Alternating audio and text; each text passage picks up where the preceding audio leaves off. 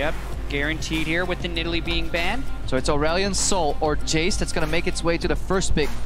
Olaf is out, forcing Bengi to play Lee Sin if he wants to steal it away. If not, Blocks are going to get their favorite jungler and a strong power pick early. There's also a chance they ban something completely different, so that they can get something on the return picks right here, because I actually feel like they ban Aurelion Sol, just because if they do leave both of them up, they pick the Jace, and Faker doesn't want to play Aurelion Sol. Oh, no Jace. No rush at all, actually, and preferring, even with Zyra on the table, the Karma instead. The Misfortune, of course, is not available as the counter pick. Yeah, and that is one of the things that happen in long series like this, where you have a permaban. As soon as you drop it from the permaban, the expectation is that a team immediately pounces on it. But sometimes they don't even care. Sometimes they actually have something. And that is one of the things that happen in long series like no reason. Have a permaban. As soon as you also curious is the first pick Ashe also nowhere to be seen, pounces on it, which is interesting as well. Sometimes they actually have several times. Turns out you were banning it reasons that no reason. Winning was praised. Also curious is the first pick Ashe also nowhere to be seen, not even which is interesting as well. We have seen that several times. Turns out you were banning it no reason. Winning was praised. Also curious is the first pick Ashe also nowhere to be seen, not even which is interesting as well. Turns out you were banning it no reason. Winning was praised. Also curious is the mind games definitely going on here. The Ashe pick suddenly contested in the series, completely unprecedented here during Worlds. Everybody's like, yes, Prey is an Ashe player and can always come back, but nobody expected it to make its way. At least not this high in priority. Ooh, and it's the Flex Karma again. Very few tanks available, but you've got support in the mid lane. And is it going to be Prey's incredible Jhin to round it out? So they get counterpick jungle. They get, I think this is what prompts them, honestly. They get Peanut on a counterpick jungle from whatever's remaining to give him his favorite champion that he wants to play. They have an aggro top laner right there with the Jace. Combine any jungle with that and you have so much damage. If you have the synergy to pull it off, you can definitely nail some ganks. So you got free push in mid lane with the Karma. This is Peanut's playground. And with the range they have here, I would be pretty shocked if he doesn't pick Elise later in the draft. But you're looking at SKT right now, and it does feel like Rox just pulled off a really smart move in the draft phase, whereas SKT thought they'd be able to steal the jungler, when in fact they were just moving the Karma to the mid lane. And how does Faker want to play against the Karma in the mid lane? Because they did double ban him as far as the Ryze and the Syndra are concerned.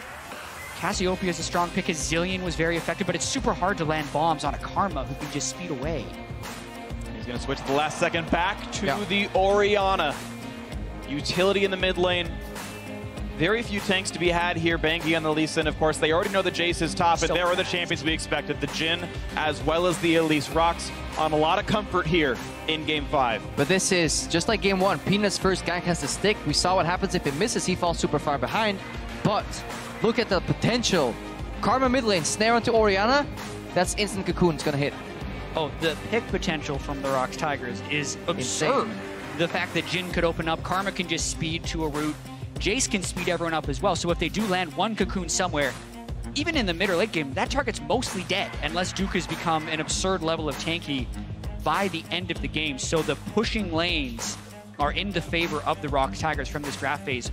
Bunch of ranged champions, very squishy if it goes to late games, which could lead to some series-deciding shockwaves, but SKT would have to get to that point because the early pressure is in the favor of the Rox Tigers. If we want to see what Bengi does here in this matchup, we've seen Lee Sins that can get contested so hard because they are at a jungle disadvantage. Actually start on blue side early, pick up the blue buff themselves to make it spawn at least as soon as they can and go for a full clear early on. It's actually something Peanut likes to do on Lee Sin himself. I wonder if Bengi has watched those VODs and is going for that attempt, because it could actually mean that he could outmaneuver Peanut in the jungle, because it's quite unexpected start. And Bengi, in the 2 games he has played this series, has substantially outfarmed Peanut. First game, Olaf versus the Elise. Peanut was doubling his CS at the 10-minute mark. Next game he had Nidalee, so it was a little bit expected with the champion matchup, but Bengi has really had a heck of a series. And it's not the first time that Bengi has low-key carried SK Telecom T1 to a playoff win. Spring 2015, they had a semifinal against CJ Entis, back when Tom was the replacement for Bengi. And SKT goes down 0-2 in the series. Bengi comes back in, reverse sweeps, and they go on to win the split, 3-0ing Tigers at the very end of it all. Here, we have the same situation. Bengi plays game 1. They say, that's nice, thanks for your time. Blank is in, though. And Blank loses 2 straight. And they say, you're right, Summoner's Rift Mr. Jungle, Mr. Bengi, we're sorry for doubting you. Bengi's back in. He's individually 2-0 against Rox Tigers here in this set and looking to make it a personal clean sweep, bringing SKT into the finals in this final game of the series. Yeah, just such a series, the one we've been waiting for. And I agree with you on that Bengi point. For every superhero, they do in a sense need a sidekick, right? If Faker is Batman, Bengi is definitely Robin. No one will put Robin on their top 20 superheroes in the world, but Batman definitely needs him. And that's been Faker and Bengi's relationship, winning 2 world championships together, the only players to ever do so. And they're on the way to a third. Half of all of the world championships would have gone to SKT if they can finish through on this series and on the next one in Los Angeles next weekend. It comes down to this game. Smeb gets the Jace that was banned in the 4 games leading in. We know he's had a great series, and now he gets a dominant lane. Jace pop, he can turn either way, but I feel like you want to be the Jace in this one. You want to be Smeb here. Yeah, let's track the jungle stars. There's no information on either side. There's a double leash here. Obviously, as Jet mentioned in the last game, there is fake leashing potential. So until these junglers get spotted, but right now both teams are under the assumption that the enemy jungler started on top side somewhere. Yeah, and so many of these games have started with an insane focus on the bottom lane because of the crazy MF picks and the jungle pathing's always going towards them. But here we have the Jace finally making it through the pick and ban phase. Smeb, hailed as the best player in the world coming into the tournament, has been a little bit inconsistent in his play, but Rock still have a chance to win. And now he's on a champion who almost needs to crush lane to be effective. Smeb needs to shine here. But you look, he's already playing so far forward here, just denying CS here. Yes, Duke gets the experience. In most Poppy matchups, Poppy has gone down into Jace about 30 CS early on. Then once the items start rolling in, that 30 CS disadvantage stays relatively static, but the pressure is almost always on Jace's side. The question is, when is he going to accept pressure? We know and can kind of assume that Bengi started top side on the red buff, and Peanut's coming to help already. Yeah, and this could actually prompt an extremely early dive. It depends on the amount of harass that Smeb would get, who's actually turning towards mid lane. Faker without cleanse. Level 2. Kuro with the flash snare. Into the pillar, forcing flash. That forces flash and ghost. It's a good plan, but it's executed poorly. I don't think they're going to get the dive, but it is damage. Yeah, there's a chance they'd be able to get the kill if they wait a little bit longer on that, but getting both summoners will really diminish the pressure Faker can have in the mid lane. But the tension is there because Peanut kind of called off that play. Again, he only waits for 3-4 seconds. He was on the way back when his mid laner flashed in. And right now, we're seeing these 3 pushing lanes come to fruition here. That's exactly why Peanut does not want to waste time ganking. Because with 3 pushing lanes, you want to finish your jungle as fast as you can, start getting control of the river, and start spotting where Bengi is in his jungle. So much going on right now. Rox Tigers definitely have the tools for the early pressure, but yeah, that blue handoff is going to help Faker a lot. But they're going to know. Yep. They're going to know that Bengi started red buff. His Skrugs are still up here. Bengi's going to technically be behind in camp still if Peanut decides to outpace here. Right, and the natural move here for Peanut, I feel like, is to try and make his way up to the top lane. They know that Bengi just handed off the blue buff. He could recall and run immediately down to the side, because now we're talking about the information Peanut is working with. So if he does want to gank the top lane, he has to go relatively quick. Ooh, he sneaks in. Sneaks by. We don't know where he is right now. Neither does Bengi. Bengi's going to know the Scuttlecrab has just been taken down. Now he has to get really scared, and he also has to tell Duke to worry out a little bit. Oh, there he is! The brush, there it is, it's Peanut. A lot of damage down, 300 HP on Bengi, the repel the chase. Couple more attacks, the flash, one more Q will get him, and Peanut solo kills for first blood! He reads the game. The blue buff handoff again cost SKT too much. It already happens in the series. When Faker walks back into lane with blue buff, it is not worth the information cost against a team so good as the Rox Tigers. And how clutch Peanut with that move. Also burning 2 summoner spells from Faker and the flash, but Gorilla, bubble! Re-engage, look at the damage output on towards him, 100 health left from the Zyra Prey, weaving in a couple of auto attacks, getting a decent chunk down on towards Wolf and Bang, but look at what they can do with this Nami. Another volley comes through, but it's Smeb on, no, it's actually Kuro on the chase. He's got no flash, but he's gonna land slow into a whole bunch of CC, and it forces Bang to flash out. Oh my goodness, the early pressure by Rox is already mounting on SKT. SKT cannot lose these lanes too Yeah, and badly. Bengi just wants to slow down Kuro. He doesn't care that he's spotted here, but he just wants to give this a major hit to Kuro's economy because not only is playing against a blue buff Faker, he left lane, losing some experience here. This in turn frees up Faker, unspotted. They're looking to react here because both Prey and Gorilla are so low. They were looking to burn chip damage or just simply die to bot lane. Scouts the red buff. They're very low level, but it would be a 4v2. So they're Bangy. Peanut And it's there finally again. Peanut there again to push the Lee Sin out, but be careful because Bangy wants a bit more. Won't jump for any extra. Every move you make, every step you take, Peanut is watching you in your jungle if you're Bangy. The mental blow this must be. 2 times does he attempt to make a play. Twice in that brush is a nasty spider link. And there was one other time in this tournament where the Rocks Tigers were 1 game away from elimination. It was Rocks Tigers against CLG in the group stage. Peanut played Elise in that game, got an early kill, and rushed Sorcerer's Shoes. Then he went on to get 10 kills in that game. He's looking to do that again. He has been in the right place. He's going a build to try and carry, and now it's all about whether or not he can carry Rocks to the finals. The early Sorcerer's Shoes. It's all about how much damage he can do to other champions. That's the test for him. He's out of mana right now. He's kind of stuck in spider form farming. What he can do next. Just like we've seen the past few games, Rocks, first they use the information where Bangy is. They extrapolated it from Faker's blue buff, and they play around it. In all this time, Smeb has continuously been pushing the top lane without any repercussions because he knew exactly where Bangy was at every single moment here. And that's the power of the Rocks early game. They just find their opponent jungler and play around it. Smeb actually allows Duke to recall. I believe he had the ability to stop it and said, no, I'd rather you go back to the base. I want to shove this in and get my own quick recall. Yeah, Smeb also wants to get items of his own. There is the beginning of some armor for Duke, but he's not quite there yet. So I'd expect about another 10 CS advantage to creep up from Smeb, and then you hope it's equalizing, unless Peanut's able to dive that lane somehow and really snowball it in Smeb's favor. It's a little late right now. Obviously, Poppy W can stop her Lily's Q. Although I think it still applies to damage. It's still just too risky to dive a Poppy at this point. It's better to just have Smeb push, peel him off, and have him threaten this mid lane turret. In their past games, though, Peanut would go towards top lane Smeb here, but he's actually changing up his pattern, moving into lane gang bot. He is playing against the Hawkshot champion in Ashe, though, so this is extremely risky. High cost, high reward. Exactly. Peanut has been so committed to ganking bottom lane, and Rocks Tigers of the team have this setup. They have 2 pink wards in this bottom side. That's the lack of vision. There we go. They get him again. Another stun into the root, into all the damage, and yes, they pick him off. Prey gets Wolf. 2-0 Rocks Tigers. And I said 2 pink wards. It's actually 3 pink wards to set up the bottom game, making sure nothing can see him on the approach up a sec from a hawk, except for a hawk shot. And while it is a great play from Peanut, we have to question Bang and Wolf here when the opposing team comes back to lane with 2 pink wards. You spotted them. You know this far before. Why would they invest so heavily in vision? You should be afraid of this brush here, but again, Peanut walks in, waits 2 seconds, gets a cocoon. This guy is so efficient. Yeah. You definitely do have to criticize Wolf for walking past his minion waves. The only way he dies is if the cocoon hits him, and he actually had the minions there, which could block. Peanut's feeling good. This guy ganks. This guy knows how to play League of Legends. Oh man, looking to get a little bit more. HP on the red buff, grabs it down. Not too big of a problem right now. Peanut level 6.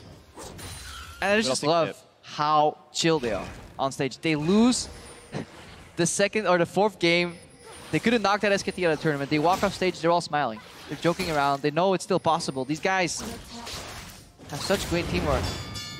And also, both teams right here need to display a high level of endurance. And the fact that Rocks Tigers is bouncing around just speaks to how much energy they have. They have been on stage playing in some of the most tense games of their entire lives. The semifinals for the World Championship for 5 hours, and they're still so bouncy and full of energy. Rocks Tigers, definitely a good start to the game. Yeah, it's almost 11 o'clock at night. Oh, time for the flash. The kick on a Gorilla. The Q lands as well. He flashed to get back towards his tri-brush, but has nowhere to go. Wolf, sadly for SKT, is the one to secure the gold. The 300 going to support Nami, the worst recipient, but it is still a great kill for Bangy. Yeah, they did need to kind of dump damage on him because Prey would have been able to move up a bit with the heal, but that's a huge boon to be able to get a little bit back into this laning phase right here. Unfortunate for SKT that it's actually a Cloud Drake. The Ocean, Infernal, and Mountain all would have been better in this situation.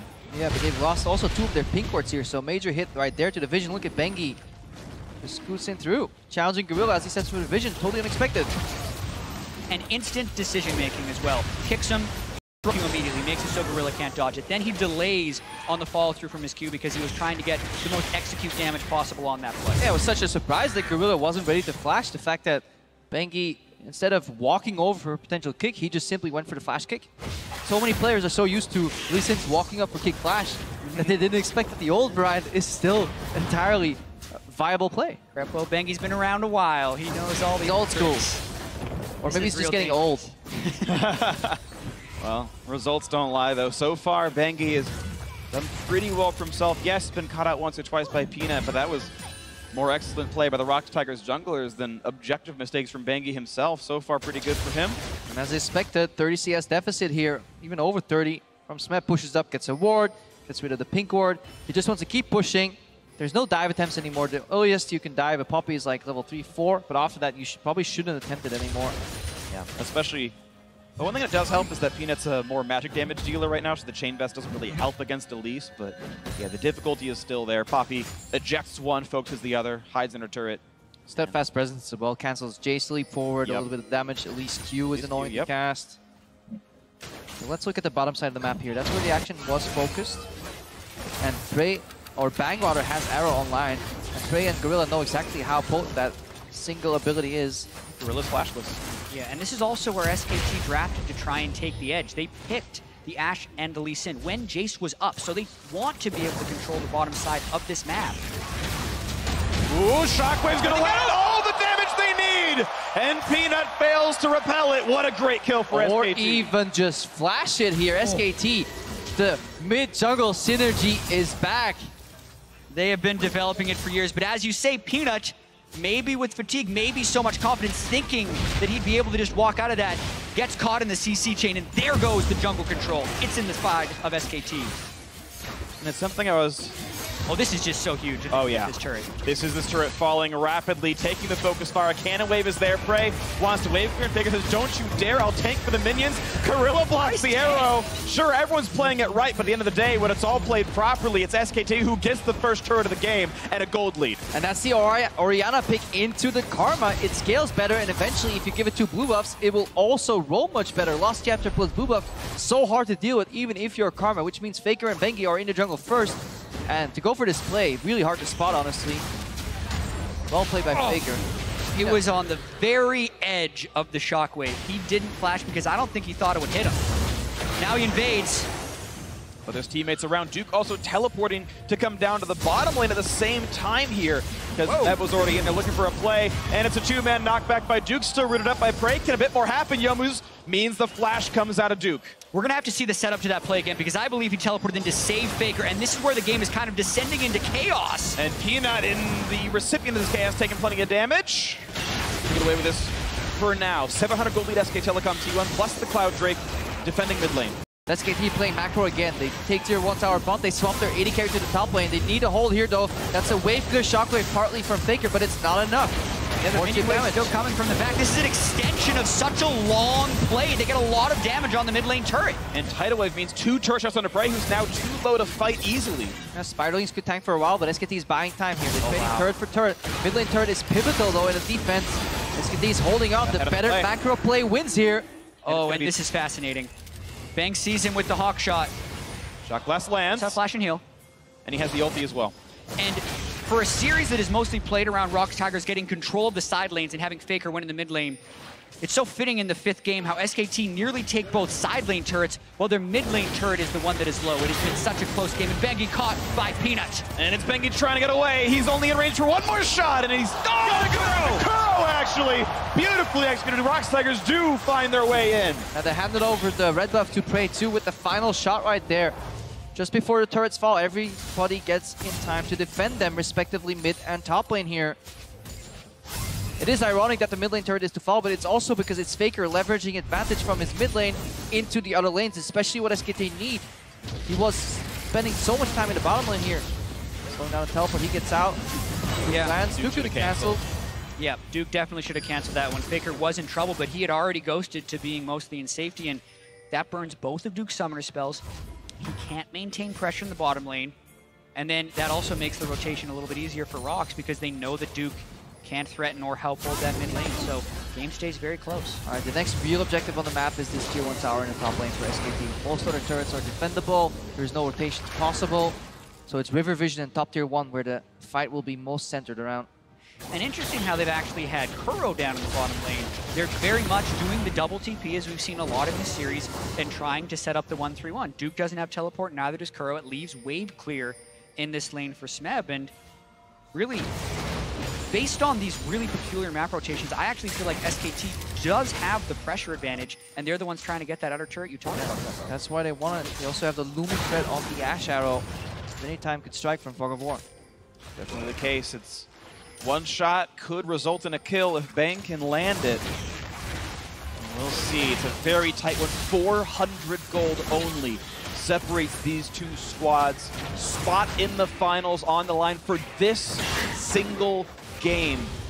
Peanut has had a pretty good amount of early pressure on that trademark release, a champion we know he's been so good at. Gets pushed to. He found other advantages though as well. The shockwave's gonna hit Gorilla. He flashed up, but not in time. Gets the kill. Now they're re-engaged, though. It snipes on toward the mid laner. Then back towards Wolf, and just not enough damage really dealt. The knockup in for Duke means a bit more towards Smeb. Half HP, 1,000 in the Jace. Now looking for a bit more. They're not gonna find Bangi for much of it. Rox Tigers 4v5. But the fatigue is definitely kicking in here for Rox Tigers. There's multiple shockwaves that should have been flashed. And Faker is on point right now with Orion. You have to give him the credit of these shockwaves being right on the edge. And yes, they've been on stage for 5 hours. They have missed a few of the flashes. But if Faker wants to take back that title, this is when he has to do it. He's got to do it now in this game. Shot right out still. The turret does go through to Rox Tigers. That's an advantage still for the blue side, putting that gold right back to equal. 26-3 to 26-5 and a reset. These are the 10 game 5s you're hoping for. We're 200 gold difference, 1 turret to 1, 3 kills to 3, 17 minutes into the game. It's hard to tell, but it feels like Rox is a little bit playing on a timer because their mid laner just becomes so obsolete later in the game. Kuro is already behind the CS. Gorilla lands the root. He's going to go for the knockup following on to Duke. That's going to force the flash out, but how much more can he do? Ulti is down, so there's no disengage tools easily for Duke, but he's too durable. It is so hard to kill the Poppy as Jace once he's got these items. This is why you get an early CS lead on Jace, but then Poppy neutralizes. Sunfire Cape, Ninja Tabi, plus the bonus armored magic resist Poppy just gets from her kit. Insane. It's going to be Cloud Drake going down SKT. Double Cloud Drakes here. It's going to be a trade basically for pressure on the top side. Rox trying to push that one down. There's no one really defending, it's just the Poppy. Maybe this gets turned in, but SKT still wanting to pressure more. 4 members near the mid. But no pressure. Last game, we had Infernal, Triple Ocean, Triple Mountain, and we're going to have Triple Cloud in the 5th game. SKT probably not too happy with that one, though. No, not at all. But the thing is, they're going to be so fast, right? And that actually does matter, Crepo, as much as we like to criticize Cloud Drake. It's not as good as the other ones, but it's not without its advantages, guys. So, in my sample size of 1 each, the only that lost was Triple Infernal. All right? Double Mountain 1, Triple Ocean 1. Triple Cloud win could mean SKT goes through to prove once and for all Infernal is the worst, Drake and Cloud's the best. Definitely the worst. Bang facing right now. He's coming from Fog of War, so this means momentum for SKT. They're looking at They want to He's in range for a play. Q's going to land on. Just flash. The knockback's not in time. Here comes the rest of it. A nice tackle for Duke. The time above all the damage they could need. Kuro's trying to help. Bang, yes, it's a 1-for-1. Now the re-engage on Duke. Deadly Flourish misses the curtain call. Force the flash out of prey, and it's now the re-engage. Look at the damage Bang can deal. Kuro in danger. Another slow comes out of Kuro. 1-for-1. And this is SKT kind of pulling the trigger too early. They had Ash coming from base with item advantage. They didn't need to kill Smeb. Just get him away from the minion wave and look for the objectives. That was what Rox was doing so well. When they were playing the Ash, they always tied in the kills to the objectives. SKT tunneled too much on the Smeb kill, did not expect Kuro to teleport. And that's the big thing. The AP Karma in the mid lane has insane shields. Bengi executes this gank quite well, getting the kickback as Smeb is using the disengage. But with the Karma teleporting in, it's just a Nami, a Lee Sin, and a Poppy. They really don't have that much burst. They end up coming in for the trade kills, and the Ash Arrow flies wide. No teleport. Can they get Kuro? He's flashed away from the bubble, and yeah, you're right. The teleport from Duke means ultimately nothing. It's a trade of Summoner's TP for Flash. Ooh, and this is really good for Rox Tigers, because in all that exchange, they have teleport advantage on Smeb out of all people, who has really good side lane pressure. So right now, they can take the momentum, start playing the map. Yeah, and in a game this close, every little bit of gold counts. And when you can fell turrets as a Jace, that's huge. He already has the push on the bottom side. SKT is forced into responding to this one. Bang is nowhere close. And neither is Kuro, though, and Kuro has no teleport. SKT knows this. Peanut and Bangy trade a few blows. Duke nearly invincible, but still some damage down to this turret as the Poppy gets poked down a little bit by Syra, but yeah, not too much gain. Peanut and Frey walking back through the side and out of range of everything else. No Q gonna land for Bangy. Arrow go in the face, and Frey is not long for the world. There's the kill coming through to Duke himself. SKT still on the chase, though. Can they get a slow on a Gorilla? No, not just yet. Rox Tiger's forced to disengage. Kuro clears mid. Prey felt so good about that sidestep on the Lee Sin Q, and then out of nowhere, look at how Faker as well, blocking the wave clear in the mid lane from the Karma so they can actually get access to the turret. That's the turret. Yeah, mid lane turret down, top lane turrets at a sliver as well. SKT trying to take all the outers. How fitting that Prey, the Ashe of the day, gets caught by Bang's Ashe Arrow. That pick has been so pivotal in this semifinal series, and they get Gorilla. Gorilla's flash. Maybe a little bit more tidal wave. Oh! Faker blowing up, but Gorilla can be next. No! A great flash with the shield. Now the chase is slow from Kuro. Duke disengages one. It's Smeb out of the fight, but it could still be enough. No, the repel not in range to find a target. And Crepo, you mentioned SKT going a little bit preemptively in the top lane. They do it again in the bottom lane. They do not have total vision control. Faker tries to take a shortcut to a fight where they pick people without damage. They landed the bubble, but didn't actually have the follow-up that they could get onto Gorilla. Everyone on Rox gets away. Faker gets picked off. Yeah, just as you said, everybody's looking so much at Zyra being picked off.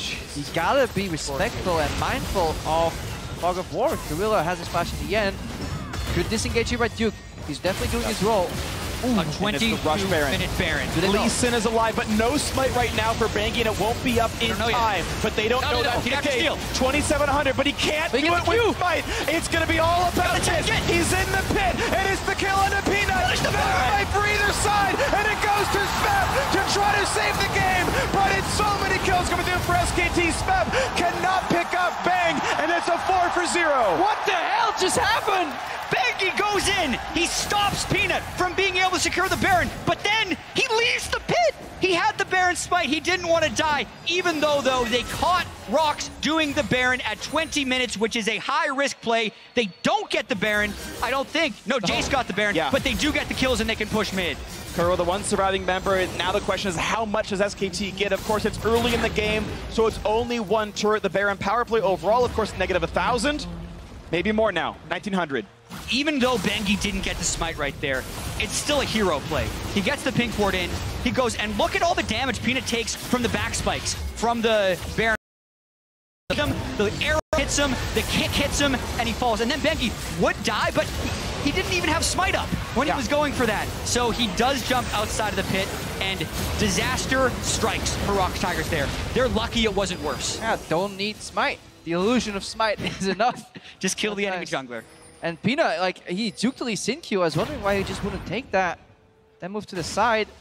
Honestly, somebody else should be blocking the axis of Peanut on the side, going for an execute. Obviously, very easy for us to analyze outside the fact, but you got to be ready for it if you want to commit to a 20-minute Baron in a Game 5 against SKT to keep your chances for the Summoners Cup alive. And it just speaks to the situation we're in right now, the high-pressure situation. Rox tries to take a giant risk. It doesn't gotta pay be careful. He's going to jump to the minion. The heal comes in, and he will get away with it. But that is still Summoner heal down from Frey to keep his jungler alive. SKT control the vision around this Drake. Yeah, and third, even so much faster. Also means they can't get a fourth Cloud Drake. They're guaranteed to get a better one next. Say better. Oh, it's Smeb getting caught up with this one, though. Jumping over to the minions, trying to get away from Bang. Thankfully not slowed by the volley, and he is going to get his life out of this one. But the Q's going to land. The tackle, the knockup, they want Kuro. The kickback out of Prey. That's already one. Will it get two? Looks like yes, Bangy secures it. And SKT on an absolute tear, looking for more. Chased by Faker, stays alive. Thanks to help from Wolf. The re-engage Bangy is low. Smeb tries to carry the fight. Just a clean 2 for 0. No stun's going to land, and he gets out. Some really pressured plays coming out of these guys. Faker flashing into the turret, unable to get the final kill, but they still get 2 off of the pick, and SKT need to calm down.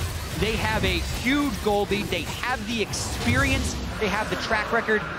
and they are in a position to go to the finals if they play this They out. just forced a negative 3,200 Baron power play on the enemy team. They shouldn't be this erratic, but they're buying into, honestly, the hype of this series right now. They find Smeb early. Look at the way Duke and Bengi magically connect here. Oh my. The range extension on the Q actually allows Bengi to get behind the enemies. Yeah. The fact that Poppy Flash eased him closer was a Bengi delivery system to get that kick in place. It was gorgeous. Then Faker tries to go for the execute on a Smeb, misses his QW combo, and they do get out of that with still a hugely positive play. At this point of the game, there is still vision control for Rocks. They have a pick composition, but they are getting crushed in the scaling war. Deathcap Orianna, hugely tanky Duke that no one can kill right now. Yeah. So Rocks need to make weird plays happen to throw SKT off their game. It's a 4,000 gold deficit for Rocks Tigers. SK Telecom T1 have weathered the storm, and they're now making the move. With the triple Cloud Drake, they run insanely fast. They can make the rotations happen, get where they need to be on the map.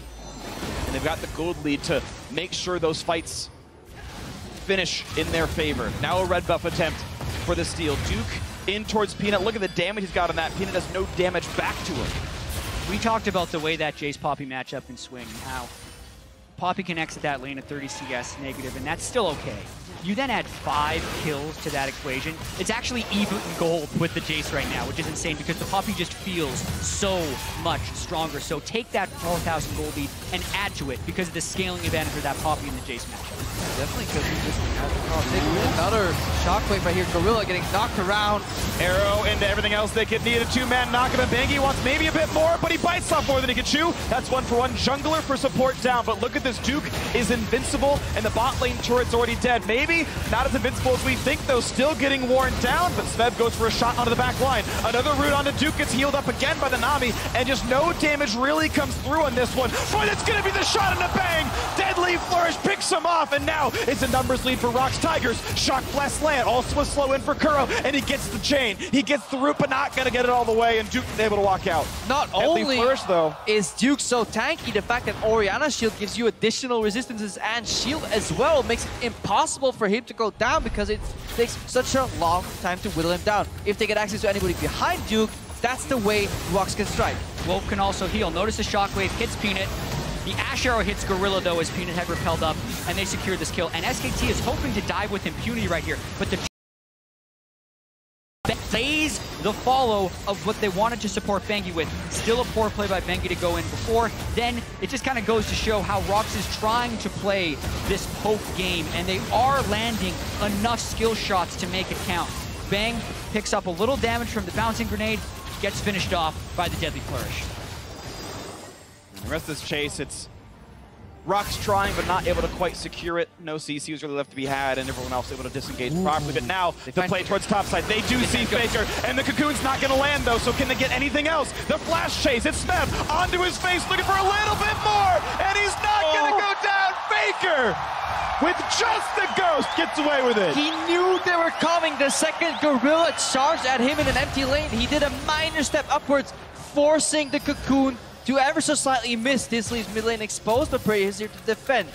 But that was so close. Faker saw the enemy support running at him. He knew he was getting ganked, and then the Cocoon was just a hair short. Just a hair short, and just a split second off from flashing away from the shockwave, and so many incredibly slim margins that could decide this series. And that's what makes the best players the best. The ability to perform in clutch situations like this. Faker in a bad position, able to make the miraculous escape. And now the margin remains at 5,000 gold, and it's SKT taking control over Baron. It spawns right now, and it's the red team. It's SK Telecom T1, defending world champions who hold the cards, who can make the play to secure this game. And for SKT, it's all about calming down and finding the standard fight. Yep. They have a huge tank. They have a mage in the Orianna. They have a supportive backline. They have standard team fight lines. So they need to find a standard team fight against Rocks, who is all squishy, all poke, all pick. If Duke can just get in with a strong front line and push them back, that's how SKT wins. Immediate tidal wave. SKT, there is a solution to this puzzle. They just need to lay down the pieces in the right order, and they leave Rocks with no counterplay. Uh-oh. Now Duke flanking, he can return to bot lane. He's just checking for vision. He's just securing his own push down to the bot lane, 1-4. First, you get the mid lane control. That's what Bang is doing right now. Look at how far he's contesting here because there's no pickup. Gotta be careful. Ooh, yeah, Bang getting away with that one. Not going to get rooted up either. But the funny thing is, Yeah, the risk there. If Bang misses the sidestep, he's dead. You don't know. But Peanut doesn't know. He doesn't want to face it because he sees 3 members in the mid lane. This is so created by SKT. The guts it requires to call this Nasher. Baker's half health, half mana. If they chase them down, they'd get the kill. They need to get the Baron and get out of there. That's going to be secured. Now is there going to be a fight on the backside? There's a Baron buff and a 6,000 gold lead for SK Telecom T1, and it's not going to be any kind of fight at all. The Rocks Tigers step into that abyss thinking that the Baron at worst was at 7,000 health. They walk in and 2 seconds later it drops, and that's when they know they got played. Faker and Bengi, the dynamic duo, Batman and Robin, they return and they take down the Nasher. They just sneak it, while Bang is just playing so far up, relying on his prowess to sidestep Deadly Flourish. Baker and Bengi, the best duo queue of all time. They're just the difference between Rox's Baron Sneak and SKT's Baron Sneak. Peanut couldn't quite make it there in time. Lands zoned out. Cocoon on a Bengi. That's clutch, and a quick shot on a Wolf as well. Means a half health Nami. Rocks Tigers able to slink away, but they've got to now withstand an SK Telecom T1 Baron, and even to add insult to injury, I'm sure it's even better next time around. And honestly, Duke right now, coming into the series, the liability of SKT. Almost every single game, if not all, Duke has had side lane pressure over Smeb, whether it's due to picks or play. But now later in the game, this Poppy is still showing up. He's definitely doing his role so well. And Duke is a spectacular player. If you criticize him, it's been in times his inability to play with the rest of SKT, but even throughout the LCK regular season, he was the best top lane laner. He's had his hiccups throughout Worlds, like getting solo killed by Looper, but he has held his own and then sub against Smeb in this series. He's been absolutely a clutch part of this Game 5 win. 5-0-3 on the Poppy, definitely a great scoreline. The split push pressure is great with the Baron buff he's got. Bang, though. Damage has to pop QSS to get away. Yeah, SKT going for the Divide and Conquer, really fighting against Rock, splitting them up, just making those individual leads count more. Faker again, this is Fells away, so okay, it's all right for him, but now Curtain calling the re-engage, but Tidal Wave says no, don't you dare, and Peanut getting lower and lower. Root on a Bangy means it's going to be a quick disengage, but Peanut has to heal up. Yeah, and SKT's just buying time right now. Duke never joined that fight. He's just getting these outer turrets down. He's trying to accrue a larger gold lead for SKT so they can just build up as this game progresses. We keep talking about the Jace and the Karma that are going to be outscaled by the Poppy and the Orianna, and SKT know that as well. They can't get picked off. SKT is not on the clock. They just need to disengage here. Look, preemptive flash from Wolf, and there is no longer that tool that drags Rocks into the game. The Ash Arrow was taken away by SKT. They're fine going for the next Nasher. They're fine waiting for Elder Dragon. They have 4 dragons. Even if Rocks contest it and steal it, it doesn't give them a bonus whatsoever, and that's the reward of having immaculate dragon control in this final game. Definitely look good for them. So now we're going to have it reset shortly. 30 seconds left for most of them having Baron. Faker will have another 30 afterwards. He can make one more empowered minion wave ride into the turrets of Rocks Tigers. It'll be the reset. It'll be the 8,000 gold lead recall. SKT to buy their last few items. Guardian Angel onto Duke. But even though Lord Dominic is in now for Smeb, he's got as much armor pen as he can realistically buy now at this point in the game. He still is going to have a terrible time trying to shred through this Poppy. Prey himself also just not a great tank killer. Even if he's got armor pen too, it's Gorilla who needs to finish a Leandri's Torment, and he bought Quicksilver Sash. Exactly, and the builds that Jason, Jin are going for are the mid-game power spiking builds. But he does have the Mikhails. Yeah, QSS is out. He's going to be with that one. Oh, QSS, rather. Yeah. No, it's fine. I get those backwards too, don't worry. And now it's the push forward. SKT wearing the Baron buff of Faker. Time's out just now, though. I'm going to poke off the minions. But Duke again in the side lane, always lurking, always pushing, just adding some pressure, making sure that SKT do not have to bunch up. Because if you play on split lanes, you always have the opportunity to do something. Whether it's peel off for vision, send somebody back to base, keep the map somewhat open at least. SKT on the verge of punching their ticket to the finals if they win one more team fight, awaiting the winner of tomorrow's match, Samsung Galaxy versus European LCS H2K, and no! That is Prey. Burning both summoners for just the Shockwave of Faker, though. That is a positive trade for SKT. Yep. And this is the cycle that SKT is playing. They have a lot of cooldown reduction on Faker. He uses the Shockwave. If Rox doesn't flash it, they're dead. They lose the inhibitor. If they do flash it, it means the next time they can still cycle it because of the low cooldown. It does, though, mean that SKT need to pull away a little bit because Rox would want to attack while the Shockwave is down. 25 seconds, though, and it's back up. Next minion wave that shows up basically is one with Shockwave, and now everyone on Rox has to be afraid of that again. And Faker can put that Shockwave down every 48 seconds. Contrast that to a flash. He could get every single flashing cooldown in succession by the time the first one is up again. But we also talk about fatigue and pressure. Faker randomly Zonias after he walked back in lane. So style it. You got to style your way to finals. He wants the gold medal in the game. He wants the gold medal in the tournament. Let's turn himself gold just to make sure. Or just reflecting the level of that play by popping a Zonias out of combat. Who knows? Either way. The biggest thing is he should sell that potion for a pink ward. He sells it for a needlessly large ward. Worth? I'll take it. Yeah. Pink ward or 60 AP, which would you prefer? Only a 48 sec. I would definitely, if you're Faker, you want to one-shot someone in this game. And he only has a 48-second cooldown on his command Shockwave, so that's why he's so free with it. That's a minion wave and a half, essentially, when he's able to use it. Elder Drake up in 1 minute, same with Baron. The vision control is so critical right now. And it went up the lead to get creative objectives. At first, it's Bangy just getting away, gets the safeguard in time. The root doesn't matter. A fight over the red buff, and Bang is there saying, hey, I am scary. He is afraid of me. Peanut gonna go for it. Kuro getting caught out, getting for the damage. They can't quite get him just yet. Kuro staying alive, and it's Rox trying to run away. The engage continuing though. Peanut getting lower and lower, running for dear life. Here's the curtain call. But Rox Tigers do not deal damage to these tanky champions. It doesn't matter. This is so huge though. We've seen people flashing Faker's Shockwave. 3 flashes down now for the Rox Tigers with Elder Drake and Baron about to respawn. Yeah, 2 objectives up, and by the time Rox Tigers arrive to contest either, once they figure out where SKT is going, Shockwave is up again already. It's available, and SKT have all the tools they need. The vision is theirs. Oh, they're going pretty aggressive. Blind, turning it back in, looking for the play. This is the fight that could punch Stig into the finals. Pray for Bang, and Bang wins it. Shock Blast is not enough. Bangy on the chase, not going to get it though. Smeb knocks him back. Base sec, instead they take the fight to them. Faker, the threat of his ultimate, isolates Prey to the front line, leaving him exposed, and that's a dead AD carry, and that should be a free Baron, if not a free Baron and Elder. And Faker even takes the Wolves, so Peanut can't get the Wolf Spirit Scout when they're trying to save this. They're just burning down that Baron, and Rox can't even check. Not even a chance to let Rox Tigers back into the game. SKT playing their brand of League of Legends, no openings. They send Duke to the top lane, have him prepare that wave. Right now, SKT fixing mid lane first.